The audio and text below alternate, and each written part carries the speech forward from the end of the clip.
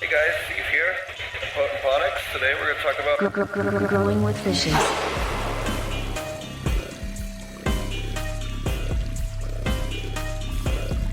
Growing with fishes.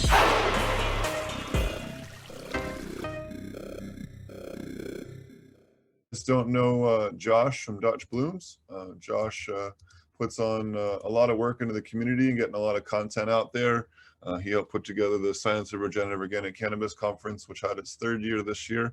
And I was over in Africa, but I heard they did an awesome job of getting it going before COVID kind of threw a wrench into everything. So I'm sure they'll be back at it again next year. So I'm really looking forward to that. But Josh has really helped put together a lot of great content for the community and a lot of great information for the community and put a lot of hard work into it. And he has a really awesome farm up in Washington where he does kind of a integrated permaculture using aquaponic methodology and sustainable soil methodology and living soil methodologies, all kind of in one amazing property. I've had the pleasure of teaching up there, and it's a really wonderful place. So really happy to have him on. Let's go with Cheryl Howe. Cheryl Howe, you on the Mammoth P. If you want to email me at potentponics at gmail.com. And then Ash B, email me at potentponics at gmail.com and we'll with your address, and we'll get those out to you. Thanks a lot. All right, Josh, go ahead and tell everybody about your farm. Yeah, man.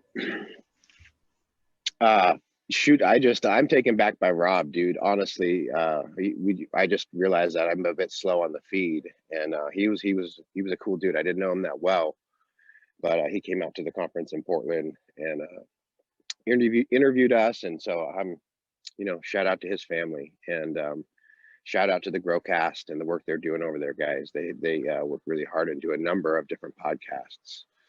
There's the cannabis one, and then they do a coffee one, and a bunch of stuff. So if really, you guys should check them out. They do some quality stuff. So, and on the Mammoth P stuff, you guys have obviously talked about Mammoth P and aquaponics.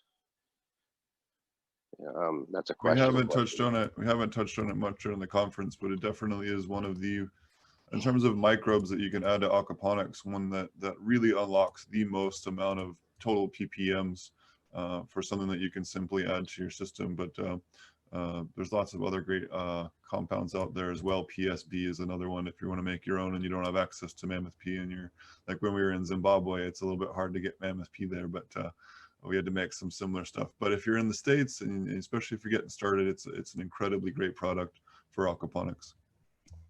Yeah, and you can grow it out too in a brew tank to increase your application. So I want to just invite you, Steve and Marty, to be a part of this conversation. The way I just want to approach it by telling a bit of my journey in aquaponics, and having you guys ask questions and be a part will help me sort that out. So let me see if I can flip my video. There we go. This is just, I'm standing in front of this beautiful bud. I don't know how well it comes through on the screen. But this is just a beautiful, it's a Blue City Diesel. And I'm really proud of this field. It's a big field of ganja. I don't know, there's like 100 some plants here. And last year was the first time I planted in ground. This soil was totally fucked up by yours truly. I had to clear what was a forest, you can see, to put in my farm. I didn't have to, I did. And it really obviously destroyed the land. And so what I have been doing outdoors is I've been building Hugo cultures. And that's been really successful for me. And came to the tail end of last year, and I decided to throw some plants in the ground, and it was just kind of a toss.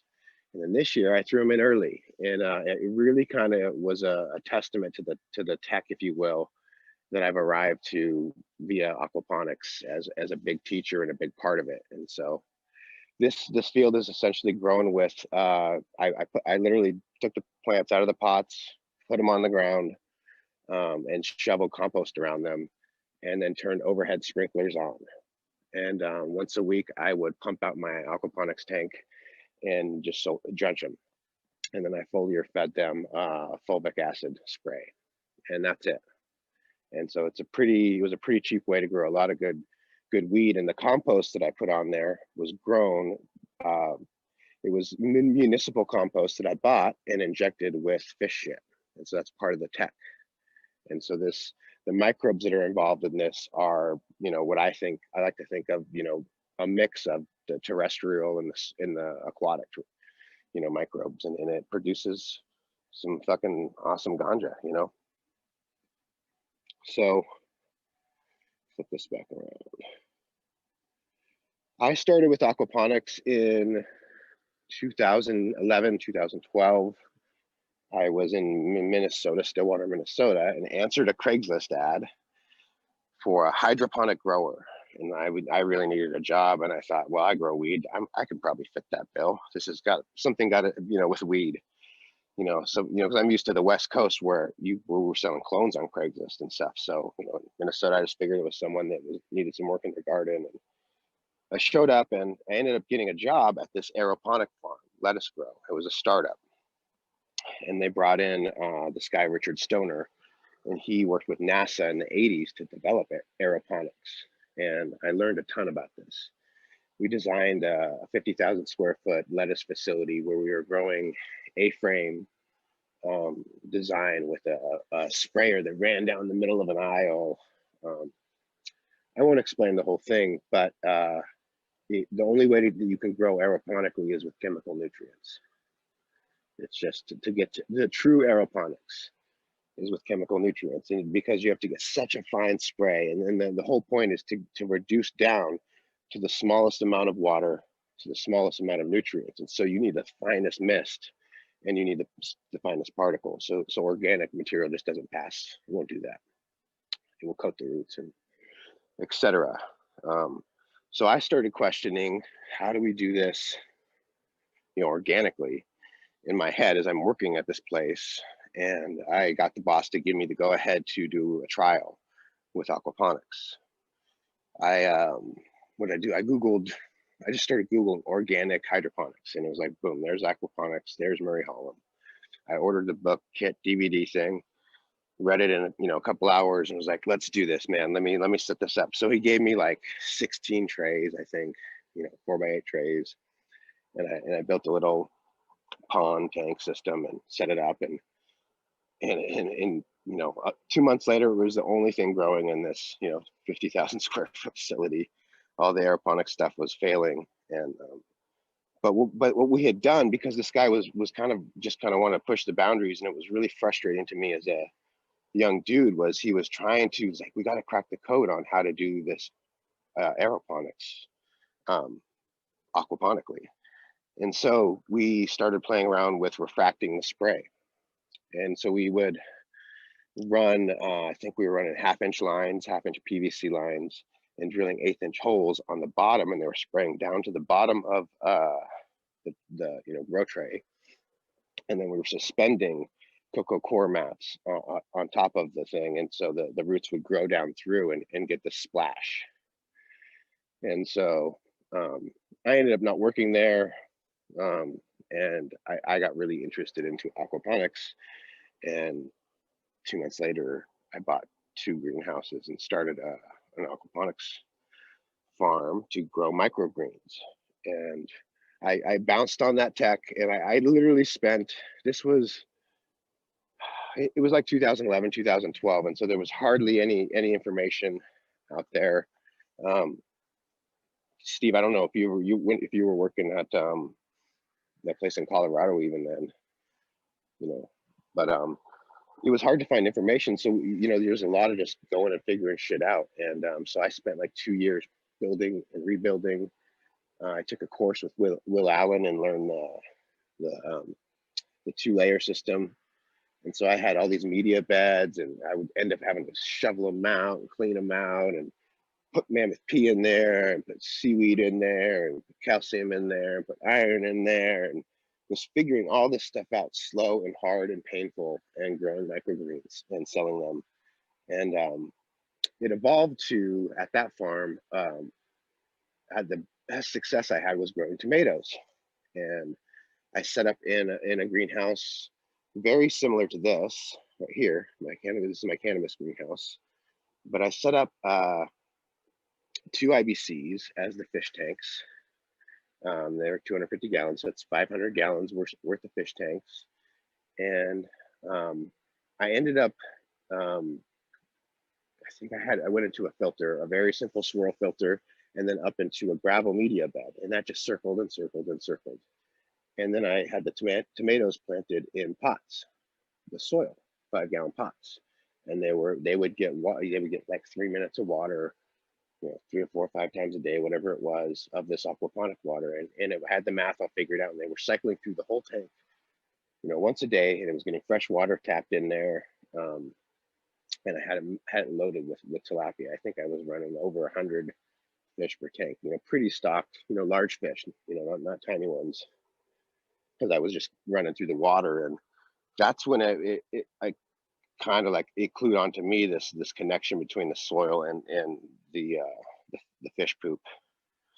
And then fast forward, a couple of years later, I'm growing cannabis, and I finally get this legal permit, and I finally buy my own property, and it's like, all right, here I go. I'm going to set it up. Am I going to set up an aquaponics cannabis facility? And it was a big conundrum, and because the problem was the finances to put it together. It's more expensive to set up a big aquaponics system than it is to set up a soil system. And so I decided to go with the soil. I should also rewind a little bit and say that at some point I switched over to growing back to cannabis, and I was growing in warehouse, and I employed the same technology, the 2 IBC totes. If you look back on my Instagram feed, you can see it with a double wrap system and swirl filters, and that would go into my grow rooms, and that's how I fed them. And I did that for a couple of years, living soil beds. And so when I moved to this, I had this property. I probably have 1, 2, 3, 4, 5 aquaponic systems that are like very, very low tech. And that's kind of where I've arrived to in this relationship. Is for me, I chose to go back to soil because of the finances, but it also clicked and has made sense along the way. So I want to kind of be honest about that. The finances were part of the driver, but then when it came down to practical growing, in my vision and what I want to do in terms of growing is I want to farm, and I don't want to manage employees. I'm kind of a cranky ass boss. I really am just very particular about this shit, and I want to do it my way. And so I can take all my clones out of a cloner and put them directly in these soil beds, and then give them 10 days to veg, and boom, we're going. Versus in the dual root zone system, you have to repot and move, and that's labor and money and shit I couldn't do or don't want to do. So I've kind of arrived at this system where I have these aquaponics systems all over the place, and I'm harvesting the poop, and I'm taking that poop, basically 5 gallons at a time, 2 to 5 gallons at a time, and dumping it into one big poop mixing tank. The remineralization tank, which I'm sure has been talked about at the conference. I haven't, have you guys talked about remineralization here yet? A little bit, yep. A little bit yesterday. Excuse me. And so it all goes into this remineralization tank, and then I pull off of that tank, and I put it into 100-gallon brewers. Can you show people your tank? Yes, I can. Yeah, I'm gonna walk through here. So okay, I was gonna say, why don't you show them? Yeah, please do that. Slow me down. I get nervous. That's why I need you to kind of slow me down. Oh no, hey, you have all these wonderful things there. Show us what you do. So this is Steve and I actually built this. This is an unfunctional aquaponic system that I haven't finished. Sad to say. I hope to finish this very soon, and this will be my veg space. You can see we've designed the beds. We even have the plumbing in. But I have a temporary swirl filter that I can pull off, basically 5 gallons of pull of fish shit, and it goes into just a simple up and down media bed full of weeds. And I got green water over here. you know, just fucking running. And it's nothing fancy. I have probably 25 butterfly koi in there, and I just let it rock. I try to keep it shade covered a little bit. And all I'm doing is pulling that off right now. You know, hopefully in the next month, I'm going to be able to convert this whole thing, throw a greenhouse over it, and it'll house all my moms. And then I'll be able to take my cuttings and house all my veg stock in here.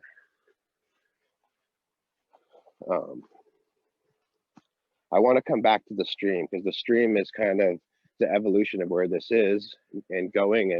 And you guys were talking about it yesterday with I forget the woman's name, but she was growing the fruit trees and aquaponics. Yes, Angela Tenenbrook. Yeah. And I think that marriage is just so beautiful. So I pull off that and I just put it into a simple brew tank where it's just aerating 24/7. You can kind of see it bubbling back there. You guys gotta excuse my mess. It's harvest season. But there's a little bit of tech involved in this too. So this is a 100-gallon brewer. It's got a linear pump. These things are rock solid piston pump. They're expensive, but they're rock solid. And then I have this cool fancy fitting here. And the cool thing about it is you can see the valves all come apart. And I can take this whole thing apart when I need to and clean the whole thing.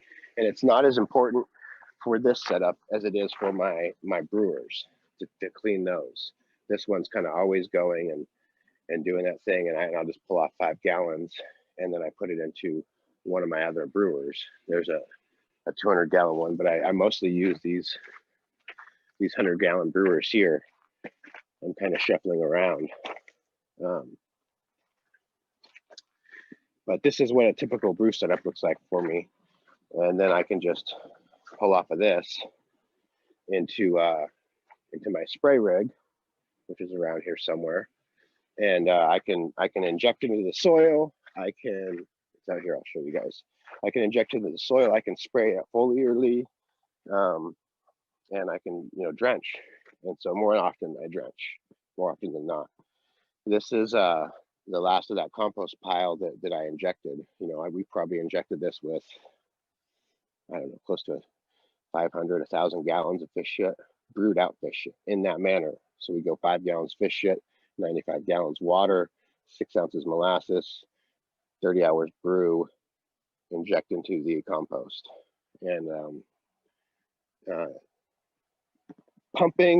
pumps are very important. I don't know if you guys have got into this, but when you're dealing with biology, especially biology post harvest, post brew, post where you want it to be, you gotta avoid impellers, propellers, pumps. You have to use diaphragm pumps. And so that's what is special about this sucker is that I used a diaphragm pump, which is pretty common in these type of spray rigs, but I overbuilt it so that it could handle the grud and could get some distance without damaging and going over 100 psi. I think we gotta keep it under 90. And that's a very expensive machine that I can drag all over my farm. I got a spray rig, but I want to show you this. I'm kind of going off thing here, but this is and check out this company, Synergy Ag Pro in California. Let me turn my thing sideways. It's 13.5 gallons a minute, 120 volts, 70 psi. It's plug and play diaphragm pump that I hook up to this 275 gallon brewer, and I just use air pumps to brew, and then I can flip a valve and turn that on, and I can spray it, same thing, or drench it, which I more than likely I'm drenching more often than not. And that's kind of the basic tech right there, is the harvesting of the fish poop. And you know, a lot of people building aquaponic systems, most everybody uses propeller pumps. And you know, Steve and I have talked about it. He doesn't think it makes a difference. Instinctually, for me, it makes sense that it would make a difference. But you know, so the theory is the propeller is chopping up a percentage of microbes in the solution, in the water. In a thriving aquaponic system, you have an abundance of microbes. And so if you're killing off whatever the hell percentage of, this is kind of the where we've come to conclusion, is whatever percentage of it, it doesn't matter. That's where Steve is at with it. I'm at with the, you know, because I'm a perfectionist dork, I'm just like, it matters, dude. Like, if it matters, it matters. We're gonna use stainless steel, dude. Like, you know what I mean? I'm just kind of like that way. And so I kind of would like to challenge someone to pull some data on that, and maybe, you know, do some small comparisons. But for me, in my setups, I really like that pump because I can use that. I have 2 of those, and I'm about to hook it up to the system over here I showed you. And that'll be the driver. It'll suck from the very bottom of the pond, so it's getting all the poop, right? And then it'll go up into a big radial flow filter where I can pull my shit off of, and then it'll go into my media beds where I will grow my moms in dual root zone pots, big dual root zone pots, like 20 gallons, not small ones. Because I want to have big plants that I can just take bunches of clones off of.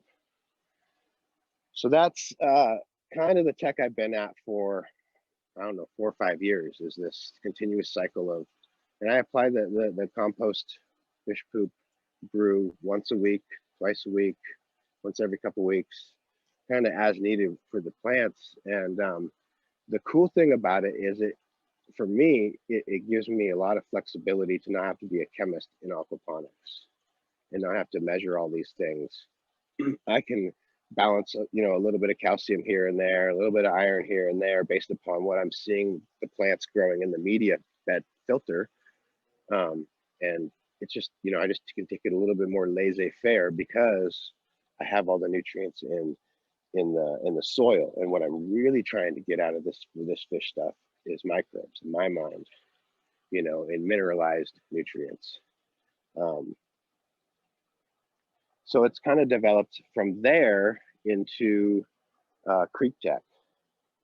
And this is, you know, Creek Tech in progress, right?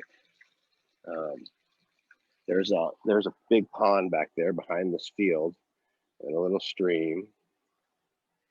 And what I have so far is this I've dug out a little bit. I'm going to come in here and manicure this hole, line it, put a drain on the bottom, so all the poop comes into here, and I can pull it off with that diaphragm pump into a radial flow filter, and then down into the stream, which I'll fill more with media. And I've made a series of, you know, I'm kind of doing it slow as I can. You know, I'm just doing the shoveling myself here. I don't have even a tractor. I have a couple little goldfish in here, if you can see them. So I have a couple little, you know, ponding, you know, kind of spaces as the water flows through. And then this over here will be another one. And then it goes through another one on the other side before it goes back into the pond. Snap my coffee here. So the end goal is my property is long and narrow, and I have I'm going to make layers of ponds. So next summer, after I build this and get this filled how I want it, next summer I'll dig another pond up there, and I'll end up having a series of basically where the sediment or fish poop can kind of come off, and it can hang in there and mineralize on its own, and I can pull it off as I need it. And also send all of the rainwater from all my buildings into this system. Send all the rainwater from my property as it comes down into this system, so I can collect a lot of water, because that's really You know, was the big driver for me when I got interested in aquaponics. Is that water is an issue. Water is an issue, and that was back in 2012, and it's more of an issue. Um, it really is. Like I dug a well on this property here, 180 feet, cost me $15,000 in it, and it was bunk. You know what I mean? It was poison. It was full of shit, and so we just had to like, whoops, guess we'll just not do that. So it was kind of like there was a lot of drivers that pushed to this, but now as I've kind of walked into this and set this stuff up and building it, I'm realizing that this kind of what is the way that we should all be designing our farms or our gardens, whatever size it is. And I kind of like want to make the argument that, flip back here, I also have ducks in the system here, you know, and frogs and all the stuff that comes with ponds. So you get that diversity, which is cool. But I kind of want to make the argument that every, you know, permaculture design, every regenerative farmer needs to have aquaponics. If you're indoor, if you're outside, whatever the situation, it's such a, it can be such a simple technology when it's you know, brought into soil, and it makes the soil like just go off the charts for very little, and it's fun. You get to have fish, you know, all this stuff. So you know, and then on a larger scale, like the way we can collect water and really conserve water, it's pretty huge. And I think that you know, part of what I was learning in Minnesota when I was growing in those media beds, and they were getting full of sediment, I ended up just kind of throwing my hands up and saying I was having a hard time with bell siphons in this long bed I made. I made a 36-inch wide by 18-inch deep by, I don't know, 40-foot long media bed. And I was having a hard time getting it to the bell siphon to work to raise and lower the water. And so I ended up just saying, yeah, and just lowering the water, reducing the water flow, and just having it being a constant flow on the bottom. And that's when I started to see my tomatoes in the media bed work after about a year later of doing that, because you know what was happening was all the gunk that was down there, the worms and everything, they were turning that shit over and remineralizing it, and I ended up finding nutrient balance in that without having to do all this other stuff. And it's kind of low tech farmer tech the way I approach it, but I think that it can take off a lot of the mysticism and a lot of the fear, because you have to almost learn so much if you know, when you start balancing all this stuff and hearing people clean their pipes and all this stuff. I'm like, holy hell, like that. I'm not talking shit. Like that's super cool, and that's what you got to do if that's your system. But it's not for me. It's not the way I want to approach it, and I think it, you know, this kind of mixed way, it makes it a little more accessible. You want to say something, Marty? Oh no, I just got here. Oh, hey, dude. Hey, how's it going? Good.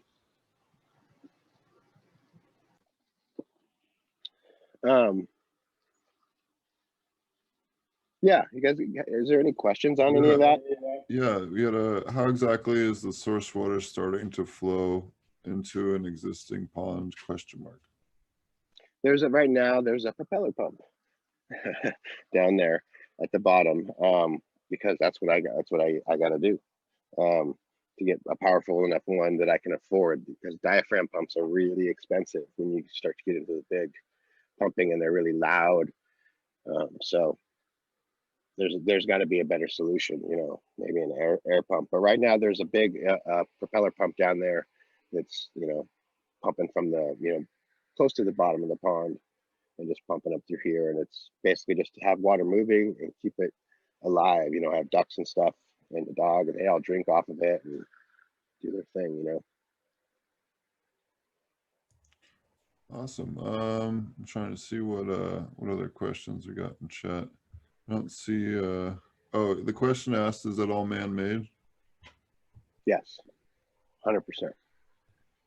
Yeah, and that's you know, I kind of went overboard, you know, in some ways, but this can be very simple, you know, like I was trying to say, these IBC tote systems, you know, you can start with one IBC tote, you know, you can get on Craigslist for $90, sometimes $60 if you look and wait, you know, get some fittings, another 20, 50 bucks, $100 on a pump, another $100 on a reservoir, and some rocks, and you're moving, you know, and then you can kind of add on from there. It's really simple. It's just, you know, buy another IBC tote, and it's really exciting, and you can start with goldfish, you know, and move into koi, and maybe get a couple tilapia one day. And, you know, when I'm building my systems, it's really important to me to have a variety of species of fish.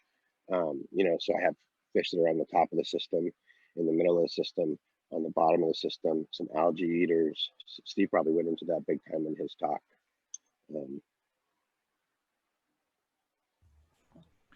Yeah, and we didn't touch too much on fish, or just a little bit, but yeah, you can especially make a lot of money off of those algae eaters. Well, and it keeps, you know, for me, right, I'm trying to harvest, you know, harvest that poop in the most gentle way, you know, so because that's, for me, I want it to be in this tank and just gentle, and I don't want a bunch of dead bodies in there. And I want that poop to be moving through the system, you know, and caught in the filter. And so having them in the different layers, you know, it keeps it all moving, you know. Do you want to show off your greenhouse there? Sure. And yeah, the greenhouse is kind of, I should have gone in there sooner, but it's where I put all my effort in, and it's where I've been pumping this compost tea fish poop water for 3 years. And it's a natural soil that I built raised beds and added a soil mix, essentially a potting soil mix that I made myself.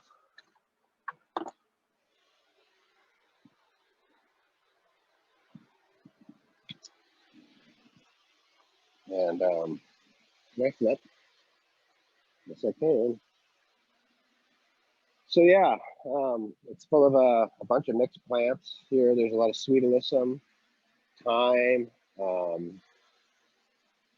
There's creeping thyme. There's regular thyme. There is dichondra. There is a bunch of oh man, what is this? The space in.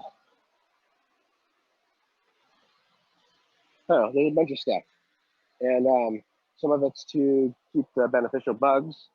I don't know if you guys talked about that at all, but the sweet alyssum in particular is good for housing.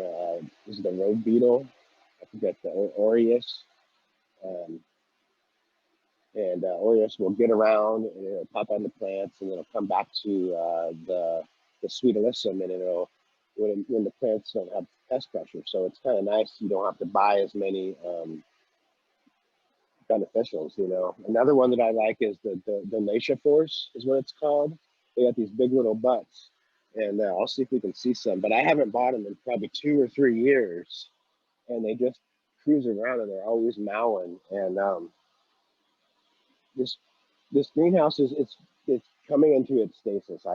Is kind of the way I think about it.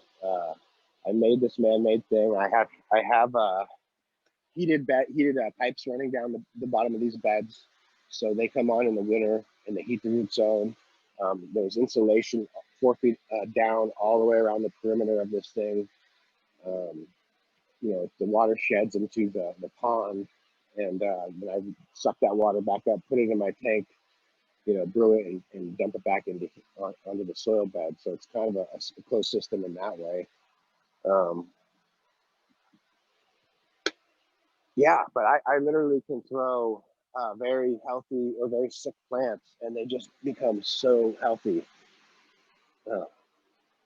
And at this point, I don't really have to add much. I've done rounds with nothing, not even adding water, because there's so much life in the soil down there after 3 years of applying this fish food. And so these guys in the middle, they're all looking a little scraggly, because they went into flower. I had to get them back in the veg a little bit. but you can see where they've just taken off. And I'll flip around to this other side, and you'll see that how it's kind of the next step here. I've got a big dehume there that I'm hooking up. This is the little brains for the root zone heating. And this is the brains for the computer. It controls the climate. This is some seeded plants. The Gary Payton, the Hollywood PK, and Medellin. And I got the Creme over there too. But yeah, just see over here, plants are jamming.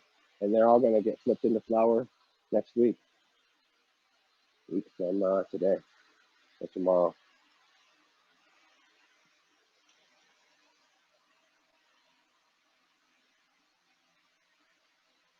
Yeah, so I don't know. Any more questions up there, Steve? Oh, just looking at chat, trying to see what responses we got back left. You know, one thing that I also mentioned, you can hop in here with that question, but genetics, I think it is an important thing, you know, especially growing cannabis. You know, I started the seed company based upon the idea of biointelligent seeds, and that you can check out the I'm trying to space on dude's name right now. Basically, there's some science, and we've all kind of experienced that when we grow plants or seeds that have been grown in organic systems, they are more adaptive to growing in organic systems compared to plants that were grown in synthetic systems. And I think that you can take that to the next level. And there's definitely some dudes out there, Eddie Meddy extracts, you know, that are breeding specifically in aquaponics and dual root zone systems, you know, and you know, maybe the seeds I'm doing, they're definitely living in that, and the seed Steve makes. So I just want that to be a part of folks' consideration in how they, you know, move through the aquaponic world. And I think the same would be said about vegetables too, you know. So if you're a vegetable producer or whatever producer you are, give yourself a jump start if you can, and get some seeds. And maybe that might take a little bit of research and looking around for some neighbor farms that are in your state that produce aquaponics, and maybe like, hey, Mo, can you do a seed run for me? Or I don't know. We'll figure it out though. We had a question. Are you going to make changes somehow to ponds or for flowering cycle? To ponds for flowering cycle? No. I don't make changes to anything for flowering cycle. The only change I make, so other than applying, you know, at this point, let's say I apply once a week, once every 2 weeks, twice a week, you know, this compost tea. Other than that, the only thing I'm regularly applying is a fulvic acid spray, foliar, and I do that once or twice a week, and then I stop that when in flower, and then that's it. You know, I might stop. I'll probably, you know, usually we'll stop giving the compost tea maybe week 4 or 5. You know, just let it roll on water. But if the plant's need a little boost, I'll give it to it. You know, and I don't do anything specific to change. I rely on the plants having the ability to choose that on their own, and then I provide the meal. Not even the meal. I stock the fridge, if you will. Ignorantly and foolishly, I stock the fridge as best I can with what I think they need, and then they make the meals they want, you know.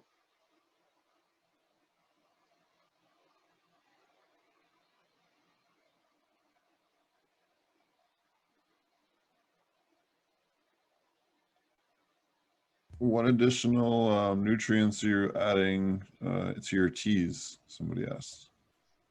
I do add some stuff here and there. Humic acid is a big thing that I like to get into around. I also practice KNF. So I'm kind of like practice all these different things and follow the way I'm vibing on the plants. You know, I know the cycle of the plants and the life cycle of the plants and what I've given them, and what they need, and I, just kind of go there instead of following a recipe book or a simple thing. I can use, I can bump them with some calcium on a WCA, or sometimes I like to hit them with a good switch over. I usually do with a switch over full on K&F banquet, FBJ, OHN, WCAP, and I mess around with seawater. I definitely will dose once a cycle to twice a cycle with C90 in that foliar, and also in a root drench, and that just gives a full mineral solution. I used to do a lot of adding meals every cycle, and I got away from it for the last 2 years. And this last cycle, in honesty, I didn't add really anything except for the fulvic acid spray and water. And I felt that the crops were beautiful, but I felt that they could have been a little bit more potent. I'm used to in the summer, just like when I'm out mowing the side of the yard or whatever, by the greenhouse fan, just stopping and just like huffing the greenhouse fan, and it just wasn't quite there. And so this round, I decided that I probably was missing some minerals, and I decided to amend that with rock dust. So I threw a banquet of rock dust, basalt, glacier. I did the minerals from Crater Lake Minerals. So I did kind of a little banquet of that, and then I added some maxi crop. I'm a big fan of maxi crop. It's really expensive, but the plants love it. The fish love it. The fish water, everything loves it. And I actually was super blessed with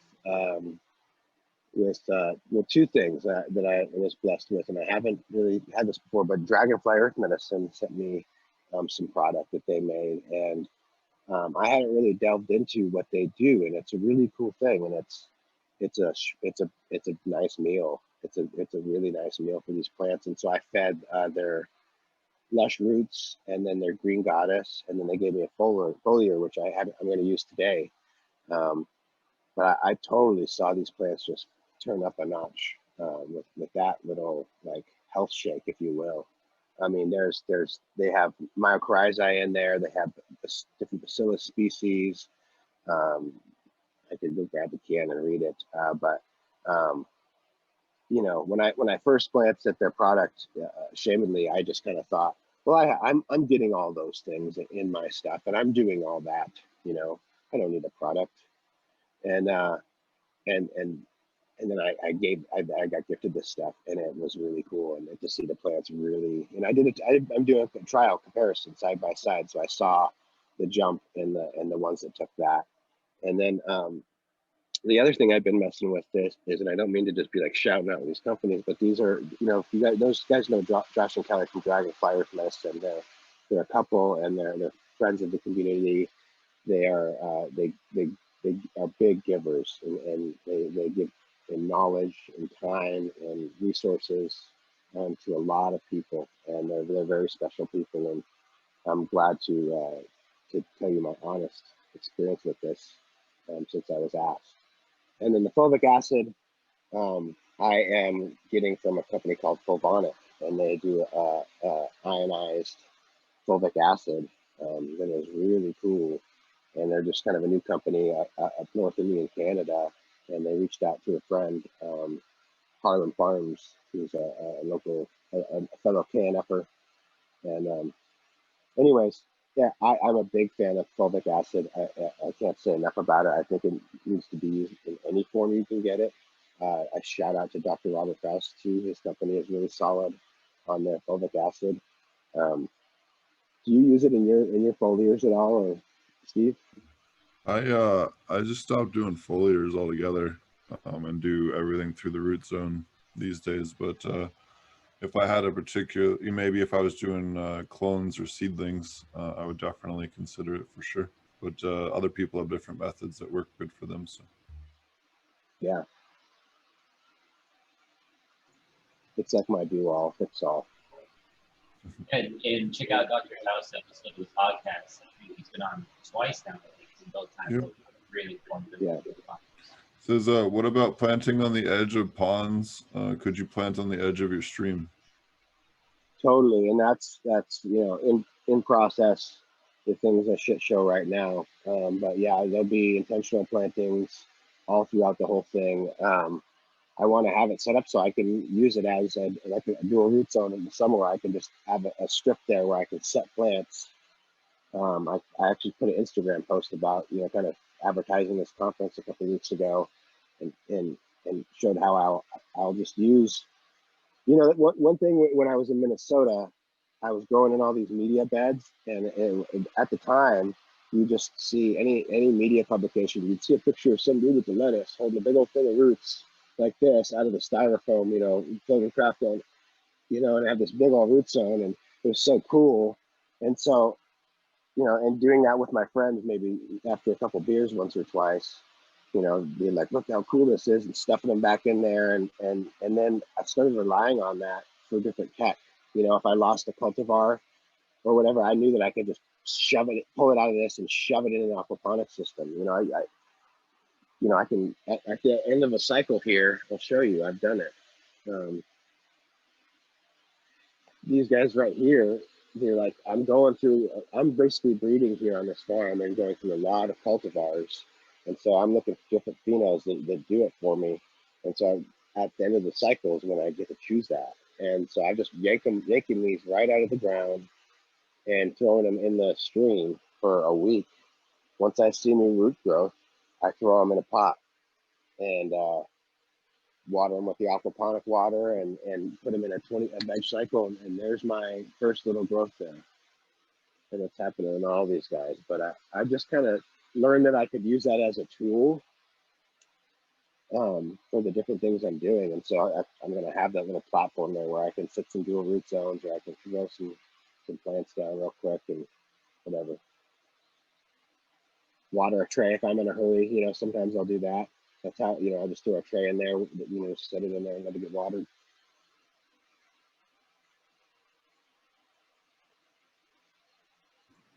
very cool. Somebody asked, do you use recharge? I don't. No, and for the most part, I don't use really any products other than the stuff I was talking about, the fulvic acid and this fish poop has really been in, and I'll buy meals, like crab meal and cut meal, and then I make the K&F stuff, and that's really been the staple. On that note, are you doing anything different for your IMO collections, given your environment there? I collect. No, I collect the IMO the same old Korean natural farming method on rice. I think there's a lot of merit to collecting on different local organisms. It's not something I have had the time or desire to go into. To be honest, like I feel like I found a niche in my microbial harvesting and distributing my microbes, and so I kind of like put that aside, and my real interest right now is in breeding, and so I've kind of got this base where everything is constant and everything is even, and it gives me a good look at genetics, and I can make good selections that way. So. Well, what cultivars are your main ones you're rocking right now? We're behind me. I'm really excited. Is Cherry Pie cross or BX Cherry Pie BX cross Cherry West, which is a Cherry Pie BX2 crossed with a Lime 1, and so it's got some really loud flavors. I pulled a number of males out of this. This population was about 800 or 900, and I pulled probably 15 males. It's categorized into 4 or 5 flavor profiles. There's a lot there, and it was very strong. So I'm super excited to look at that. And then this whole section here is the Medellin 111, and it is stanky. I got it in a flower room. I'm dumping seed on it in another room, and it is very garlicky, almost like GMO, turned up a little bit. So I'm really excited about that. I mentioned the Pure Kush, the Hollywood Pure Kush, and the Jerry Payton. I'm really excited about. I've got that. This is the Testarossa F2 selection. So the buds are kind of doing their thing, right? But it's very dark purple, gas on gas on gas, the rubber with the Skittles in just the background. And I'm really loving this plant. I'm going to make the F3s out of these and get those out. This one here, this is the skunk band. I'm really jamming on the skunk band. I drop pollen on all this stuff with the skunk band. I pulled from Dominion. This was a really beautiful one too. It's just starting to re-veg right there. This is Ethiopian cross sky peddler fish that I made. And it has these big, just huge purple, green nugs and smells just like this deep, rich, floral, zesty. I don't know. It's really hard to describe it. It was very, very, very pleasant. Here's some more skunk band. I got a GG4 cross mat population I ran through, and I found some really good stuff there. And so there we go again, re-vegging. And so that's basically what I do. I re-veg them, take clones off that, and then I'll go through and make the seeds off that. And I have a good fresh stock, so I can make them healthy and young. And then over on the other side is kind of my collection of all my genetics. I stock about ice cream cake like everybody else, the ATF, the Congo, the Union Island, up soda that I like. There's a jelly roll I got from my Top Foundation. It's pretty cool. And a Dosi Rio still in. I got an Oreo from Mr. Green Jeans that I'm loving. ATF that I've held for a while. I just got the Paiho back, which brings me to the point. I was going to do a donation giveaway if you want to do it, whatever. I was down to give away a breeder's pack, if you will, 100 seeds of the Ethiopian, it's the Triangle Kush cross G13 houseplant crossed onto my Paiho pet that I've held. And I think we've smoked some of that Paiho in the past. And it's the Paiho is Great Ape crossed Cherry Pie crossed Tahoe OG. And it's phenomenal. You get it down to the end and you just like want to eat the butt type, weed. You're just like, oh my gosh, it's still so tasty. Just like, let's just save that one over there for a little while. So I'm down to throw in 100 pack, and you can do that. Give that away, whatever looks for you guys' schedule. Other than that, Steve, this is a really cool thing you did. Yeah, thanks for coming on. It's always awesome to see living soil beds that are being fed from those types of setups, and you have one of the cooler setups out there, and definitely unique for sure. Trying to combine the two methodologies into a permaculture design. I think a lot of people haven't kind of seen it in practice, and it's nice to kind of see it in person. And it can be simple. That's like why I wanted to show the work in progress. Like the questions like, do you want to plant the edges? Yeah, I have all those plans. But it can also be very simple. Get a pump and a water source and another water source and make it move, and put some rocks in there and some poop, and just start going. All right, well, hit him up over I guess he'll do a post over on his Instagram and then about how to do the giveaway, because I don't want to get us flagged here on the video here, but we'll follow up. But definitely follow up with Dutch Blooms on that, and check his Instagram for more info. All right, well, thanks a lot for coming on. How do people find more information about you and what you're doing? Right now, regenerativeseeds.com is the seed bank, and I'm really proud. As a side note to those folks that are in Washington, I'm really proud. I've been working with Kaya, Pacific Northwest Roots, who is also a local hash maker, breeder, grower, producer, and he took all my greenhouse crops that I've been running through and made some beautiful hash, and we got it in jars and it's off for testing. And so for the first time owning a rec license, first time in basically 4 or 5 years, I'm going to have some product in stores, and he made that all possible. And so I'm really excited about that. And it's it's under my label, Dutch Blooms, so pretty cool. And then also the conference, regenerative organic cannabis.com. We're kind of on COVID pause. I'm not really sure what to do. I might throw out a poll here and see if we do an online thing.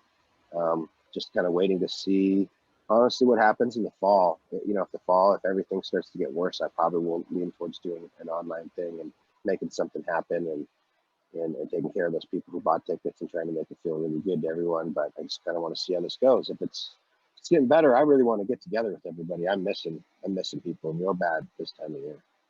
So stay safe, everybody.